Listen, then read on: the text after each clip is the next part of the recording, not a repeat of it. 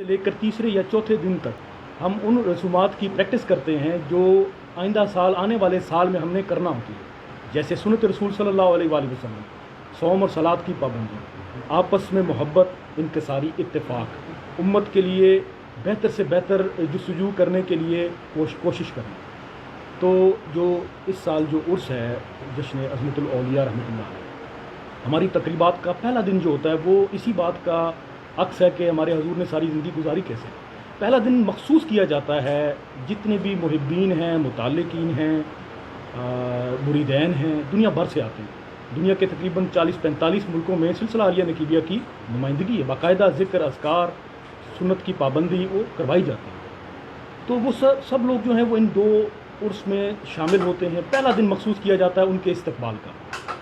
اب پہلے دن صرف مخصوص کیا جاتا ہے کہ وہ اپنے اپنے کلچر اور ثقافت کو لے کر پیش ہوں۔ اگر وہ پٹھان ہیں تو وہ پشتون ثقافت کے ساتھ آئیں گے، پنجابی ہیں، ساؤتھ پنجاب سے ہیں، کہیں سے بھی ہیں، وہ اپنی ثقافت پیش کرتے ہیں۔ حضور نقیب الاولیاء کی جو حکمت ہے، ان کی جو بصیرت ہے، وہ اسی میں عیاں ہے اس عرس کے اندر، کہ آپ نے جو علاقائی ثقافت ہے اس کو ختم نہیں کیا، اس کو کل نہیں کیا، باعین سنت نبی صلی اللہ علیہ وآلہ وسلم، باعین کہ نبی کریم صلی اللہ علیہ وآلہ وسلم نے حج کا فریضہ ہمارے پوری امت کے لیے سب سے بڑی مثال ہے کہ نبی کریم صلی اللہ علیہ وآلہ وسلم نے، یہ وہی کعبہ ہے جہاں پر 360 بت تھے جن کو گرایا گیا تھا، اصولاً تو نعوذ باللہ معافی کے ساتھ اگر یہاں پر بت پرستی ہوتی تھی اور برہنہ طواف ہوتا تھا تو اس اعتبار سے تو کعبہ شریف کو بھی شہید کر دینا چاہیے تھا، دوبارہ تعمیر ہونی چاہیے تھی، لیکن نہیں، نبی کریم نے جو اصل تعلیمات ابراہیمی تھی اس کو ریوائیو کیا، جو غلط چیزیں تھیں ان کو ہٹایا، باقی جتنی رسومات تھیں، جتنی بھی اچھی ثقافتیں تھیں ان کو قائم رکھا اپنی جگہ پر،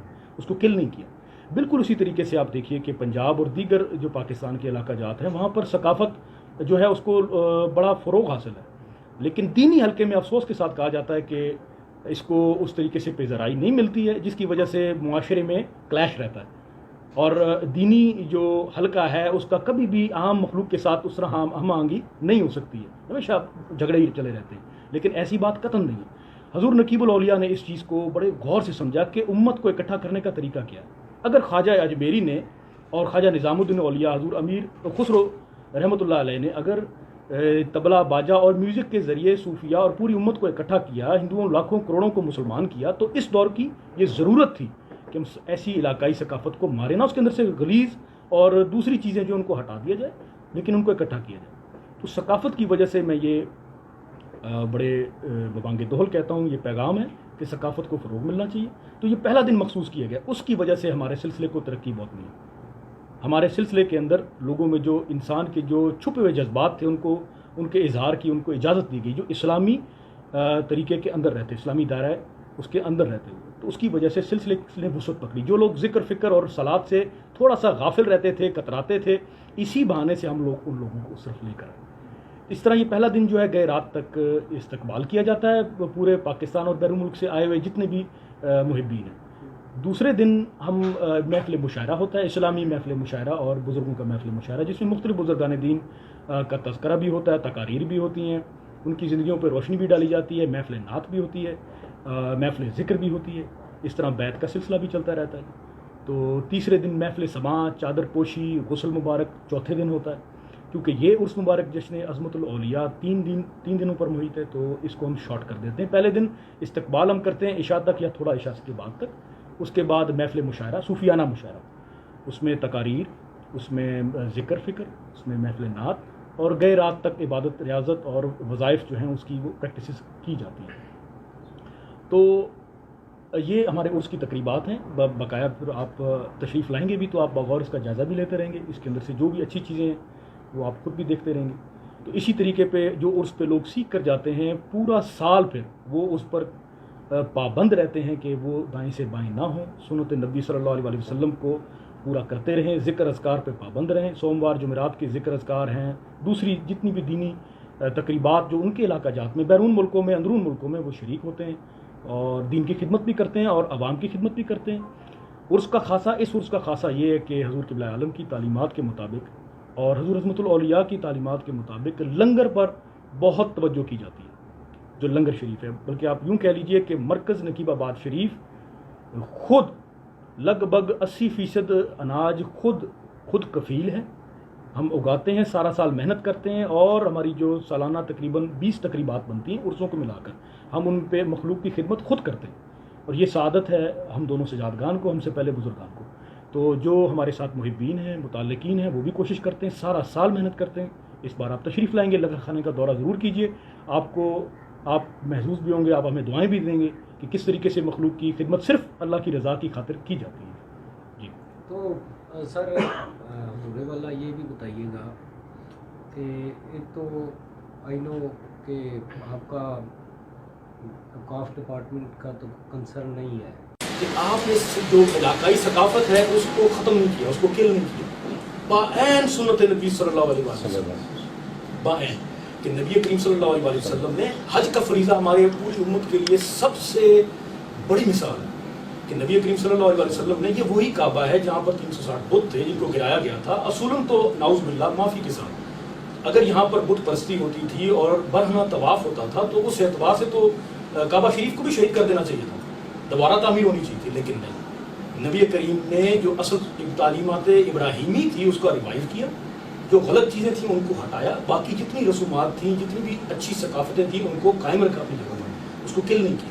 بالکل اسی طریقے سے آپ دیکھیے کہ پنجاب اور دیگر جو پاکستان کے علاقہ جات ہیں وہاں پر ثقافت جو ہے اس کو بڑا فروغ حاصل ہے، لیکن دینی حلقے میں افسوس کے ساتھ کہا جاتا ہے کہ اس کو اس طریقے سے پیزرائی نہیں ملتی ہے، جس کی وجہ سے معاشرے میں کلیش رہتا ہے.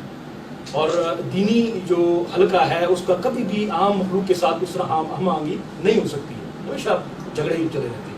لیکن ایسی بات قطعاً نہیں. حضور نقیب الاولیاء نے اس چیز کو بڑے غور سے سمجھا کہ امت کو اکٹھا کرنے کا طریقہ کیا ہے. اگر خواجہ اجمیری نے اور خواجہ نظام الدین اولیاء حضور امیر خسرو رحمۃ اللہ علیہ نے اگر طبلہ باجا اور میوزک کے ذریعے صوفیاء اور پوری امت کو اکٹھا کیا، ہندوؤں لاکھوں کروڑوں کو مسلمان کیا، تو اس دور کی یہ ضرورت تھی کہ اس ایسی علاقائی ثقافت کو مارے نہ، اس کے اندر سے غلیظ اور دوسری چیزیں بھی ان کو ہٹا دیا جائے، لیکن ان کو اکٹھا کیا. اس ثقافت کی وجہ سے میں یہ بڑے بانگ دہل کہتا ہوں، یہ پیغام ہے کہ ثقافت کو فروغ ملنا چاہیے. تو جو پہلا دن مخصوص کیا گیا اس کی وجہ سے ہمارے سلسلے کو ترقی ہوئی. ہمارے سلسلے کے اندر لوگوں میں جو انسان کے جو چھپے ہوئے جذبات تھے ان کے اظہار کی ان کو اجازت دی گئی، جو اسلامی طریقے کے اندر رہتے، اسلامی دائرہ ہے اس کے اندر رہتے. تو اس کی وجہ سے سلسلے وسعت پکڑی. جو لوگ ذکر فکر اور صلات سے تھوڑا سا غافل رہتے تھے، کتراتے تھے، اسی بہانے سے ہم لوگ ان لوگوں کو صرف لے کر اس طرح یہ پہلا دن جو ہے کہ رات تک استقبال کیا جاتا ہے پورے پاکستان اور بیرون ملک سے آئے ہوئے جتنے بھی محبین. دوسرے دن ہم محفل مشاعرہ ہوتا ہے، اسلامی محفل مشاعرہ اور بزرگوں کا محفل مشاعرہ، جس میں مختلف بزرگان دین کا تذکرہ بھی ہوتا ہے، تقاریر بھی ہوتی ہیں، ان کی زندگیوں پر روشنی بھی ڈالی جاتی ہے، محفل نعت بھی ہوتی ہے، محفل ذکر بھی ہوتی ہے. اس طرح بیت کا سلسلہ بھی چلتا رہتا ہے. تو تیسرے دن محفل سماع، چادر پوشی، غسل مبارک چوتھے دن ہوتا ہے. کیونکہ یہ اس مبارک جشن عظمت الاولیاء تین دنوں پر محیط ہے، تو اس کو ہم شارٹ کر دیتے ہیں. پہلے دن استقبال ہم کرتے ہیں عشاء تک یا تھوڑا عشاء کے بعد تک. اس کے بعد محفل مشاعرہ، صوفیانہ مشاعرہ، اس میں تقاریر. انتظامی بسم اللہ، شکریہ جی. انتظامیہ ہمارے ساتھ گزشتہ جب سے عرس شروع ہوئے ہیں، بالخصوص حضور عظمت الاولیاء کے دور سے بہت ہمارے ساتھ تعاون کرتے ہیں. جہاں کہتے ہیں بہت احترام بھی کرتے ہیں، ہمیں بھی خدمت کا موقع دیتے ہیں، وہ بھی عوام کی خدمت کرتے ہیں. اور ڈی پی او صاحب جو بھی موجود ہوتے ہیں اپنے دور میں، وہ بہت، ڈی سی او صاحب بہت تعاون کرتے ہیں. ہر حلقہ ضلع کے اندر سے جب ان کو دعوت دی جاتی ہے تو وہ خدمت تو کرنی ہوتی ہے، لیکن وہ بڑے جوش و خروش سے آتے ہیں اور محبت کے ساتھ یہاں پہ کھڑے ہو کے ڈیوٹیاں کرتے ہیں اور بڑا تعاون کرتے ہیں جی ہمارے ساتھ.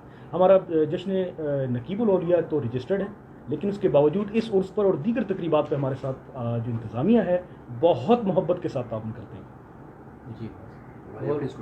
ہماری اپنی سیکیورٹی بھی ہے جو کثیر تعداد میں ریٹائرڈ فوجی افسران، دوسرے وہ آتے ہیں اور ڈیوٹی کرتے ہیں، حفاظت کرتے ہیں، عوام کی خدمت بھی کرتے ہیں. استقبالیہ پارٹی بھی ہے جی ہماری، وہ فیصل آباد سے آتی ہے، وہ سینکڑوں کی تعداد میں آتی ہے. وہ عام عوام الناس کو استقبال بھی کرتے ہیں، ان کی جو بھی خدمت ہوتی ہے وہ کرتے ہیں. ہر حلقہ موجود ہے ہمارے یہاں. یہاں پر زیادہ تر ٹائم کون دیتے ہیں، سپرویژن کون کرتے ہیں؟ آپ بھی یہاں پہ؟ ہم سپرویژن دونوں ہی کرتے ہیں. جو سجادہ صاحب، بڑے سجادہ صاحب ہیں، یہ زیادہ تر دورے پر رہتے ہیں. میرا وقت یہاں پہ زیادہ گزرتا ہے، لیکن انتظامات کے حوالے سے ہم دونوں یہاں پر کرتے ہیں. حضور عظمت الاولیاء نے دونوں سجادگان مقرر کیے تھے، تو ان کو حضور نقیب الاولیاء کی طرف سے سجادہ مقرر کیا تھا. ان کو نقیب ثانی بھی ان کا لقب ہے، اور پھر مجھے جو ہے خطاب مجھے خطاب عظمت ثانی، یعنی کہ ہم 2 سجادگان ہیں اس درگاہ پر، تو ہماری ڈیوٹیز جو ہیں وہ یکساں ہیں، اگر کہیں کمی بیشی ہو جائے تو ہم پوری کرتے ہیں، خدمت کرتے ہیں جیسے ہی ممکن ہو۔ اچھا حضور، پتہ نہیں ریلیونٹ ہے یا ریلیونٹ میں کویشچن کرنے لگا ہوں کہ ہم ویسے جتنے بھی فاضل شفق بلند مرتبہ مقام پہ عمل جو اولیاء اللہ ہے، بزرگان دین ہے، ہم ان کے پیروکار ہیں، لیکن یہاں پہ ایسا بھی سسٹم چل گیا ہے کہ وہ اس شعبے کو کئی بدنام لوگ کر رہے ہیں، جیسے یہ داغا کرنے والے، تویز کرنے والے لوگ، کئی ایسے انہوں نے روپ دھار لیا ہے یہ والا، جی تو بالکل، ان کے بارے میں تھوڑی سی روشنی ڈال۔ میں اس پہ تھوڑی سی یس کرتا ہوں، جس کا شیخ نہیں ہے نا، یہ حضور غوث اعظم کا ہاں جی، یہ تو سلسلہ ہے کہ جس کا کوئی شیخ نہیں اس کا شیخ شیطان۔ جب ایک شخص خود سے بیٹھ کر عمل داغے تعویذ داغے کرے گا، ظاہر ہے اس نے کہیں پر کہیں کسی بزرگ کی خدمت نہیں کی ہوئی۔ خدمت آپ کو ادب سکھاتی ہے، انسانیت کا احترام سکھاتی ہے، آپ کو جس سنت نبی پر چلنے کا طریقہ سکھاتی ہے۔ ایک شخص جس نے کسی کامل شیخ کی اتباع ہی نہیں کی، زندگی نہیں گزاری، خدمت نہیں کی، رگڑا نہیں کھایا، اور وہ کیسے ایک کامل مرشد ہو سکتا ہے؟ تو پھر ایسے عناصر جو ہیں عوام میں شامل ہو کر پھر وہ اسلام کو بدنام کرتے ہیں، صرف خطے کی بدنامی کا باعث نہیں بنتے، پورے اسلام کو بدنام کرتے ہیں۔ تو بالکل ایسے عناصر ہیں جیسے ہر طبقے میں موجود ہے، کرپشن تو ہر جگہ موجود ہے جی۔ تو اس راستے میں افسوس کے ساتھ کہنا پڑتا ہے، بہت افسوس کے ساتھ، یہ بڑا پاک راستہ ہے جی، اور لیکن یہاں پر بھی کرپشن موجود ہے، لیکن اگر آپ لوگ ساتھ دیتے ہیں، آپ لوگ صافی حضرات اور میڈیا سارا، تو ان چیزوں کا جو ہے وہ کلا کما بھی آپ لوگ ہی کر دیتے ہیں، اور یہ بہت بڑی اپریسیشن بنتی ہے آپ لوگوں کی، میڈیا والے جو احباب ہیں، کہ انہوں نے بہت زیادہ کام کر کے اس چیز کو کل کرنے کی کوشش کی ہے، اور ہم سب صوفیاء کی جو جماعت ہے بہت شکر گزار ہیں آپ کا کہ آپ نے بہت مدد کی ہے اس سلسلے میں ہماری۔ موجودہ جو ہے اپنا مسلمانوں کا جو کردار ہے، مسلمان کشمیر میں قتل عام ہو رہا ہے، ہندو جو کر رہے ہیں، اس حوالے سے آپ مسلمانوں کو کیا پیغام ہے؟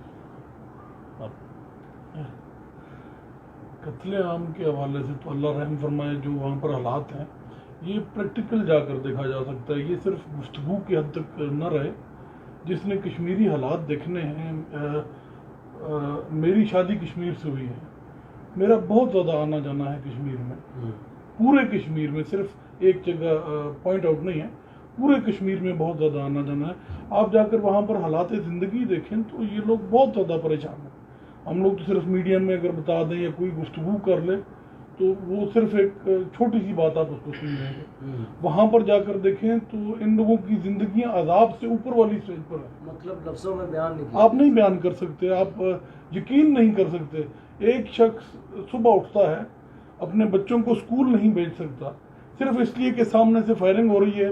ایک بچہ ابھی 3-4 دن ہوئے، مجھے ایک بچے کی تصویریں بھیجی ہیں بھائیوں نے، میں آپ کو دکھاتا ہوں۔ 7 سال کا بچہ، گھر سے ماں نے تیار کر کے اسکول سے بھیجا، ہمارے پیر بھائی کا بیٹا ہے، گھر سے نکلا ہے، باہر اس کو سر میں گولی لگی ہے، اسکول جانے کے لیے سر میں گولی لگی ہے، وہ بچہ وہیں پر گر گیا، اس کو اٹھا کر ہاسپٹل لے کر گئے، دوسرے دن وہ فوت ہو گئے۔ کیا ہماری حکومت کو موجودہ صورتحال کے مطابق، کیونکہ ہم مسلمان ہیں، ہم پر یہ لازمی ہو جاتا کہ ہم جہاد کے لیے نکلے موجودہ صورتحال؟ اسلامی جمہوریہ پاکستان کا تو یہی تقاضا ہے۔ اس میں کوئی شک نہیں جی، جہاد ہر قسم کا ہے، اللہ تعالیٰ ہم سب کو جہاد کی توفیق دے۔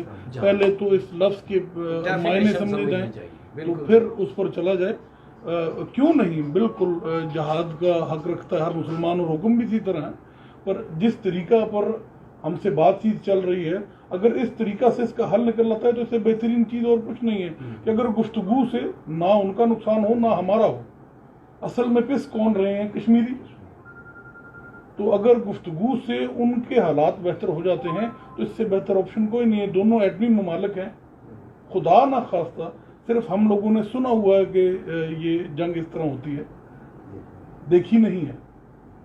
جس طرح قتل عام ہوتا ہے وہ انسان تصور نہیں کر سکتا۔ بہترین حل ہے کہ اگر حکمران آپس میں اکٹھے ہو کر مشاورت کے ساتھ کوئی بہترین فیصلہ اس خطہ کے لیے کر لیں تو وہ سب سے بہترین حل ہوگا۔